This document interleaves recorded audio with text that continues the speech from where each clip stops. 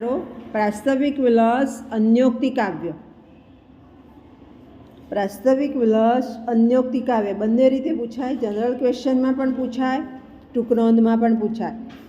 हवे तमे नीति शतक भणी गया छे। नीति शतक पण मुक्तक अने अन्योक्ति हतुं। तमने खबर पड़े ज छे अन्योक्ति एटले शुं? अन्यना उदाहरण द्वारा समजाववुं। मुक्तक एटले शुं? तो मोती समान एक ज श्लोक होय, आधारित ना होय, એટલે સરળતાથી સમજી જવાય એવા ઉદાહરણ હોય ટૂંકમાં। તો અહીંયા આપણે જોઈએ તો પ્રસ્તુત વાત બધા શ્લોકમાં રજૂ થઈ છે, વાંચી શકાય છે।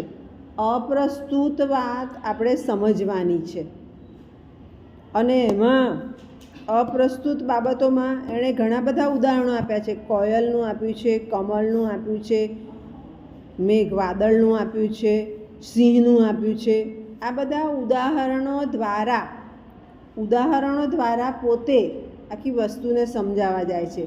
કમળના પાંદડાની વાત કરે કે કમળના પાંદડા ઉપર કોઈ ટીપું પડે, ટીપું, તો એ ટીપું આપણે આમ સ્પષ્ટ દેખાય છે, એને આંગળીથી ખસેડવું પડે છે।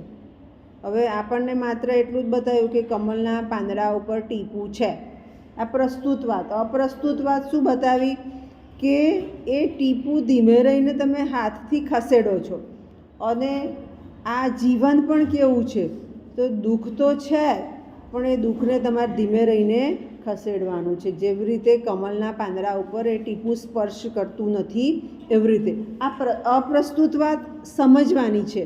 એવી રીતે સિંહની વાત કરી છે કે સિંહનું મૃગબાળ છે, તો એ મૃગબાળને તમે સાહસ અને તેજસ્વીતા એનામાં છે જ, દેખાય છે।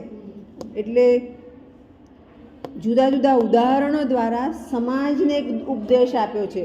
પ્રસ્તુત બાબત વાંચી શકાય છે, અપ્રસ્તુત બાબત વાંચી શકાતી નથી અને એ આપણે તારવવાની છે। એટલે અન્ય ઉક્તિ કરી છે અને એ અન્ય ઉક્તિ એટલે કે પ્રાસ્તાવિક વિલાસ અન્યોક્તિ કાવ્ય તરીકે યોગ્ય છે। અન્ય ઉદાહરણ પણ સમજી શકાય એવા છે। મુક્તક છે એટલે શ્લોક પણ સ્વતંત્ર છે, એક શ્લોક બીજા શ્લોક પર આધારિત નથી અને એમાંથી આપણે પ્રસ્તુત અને અપ્રસ્તુતની માહિતી મેળવી શકીએ છીએ। ખ્યાલ આવી ગયો? સમજ પડી ગઈ?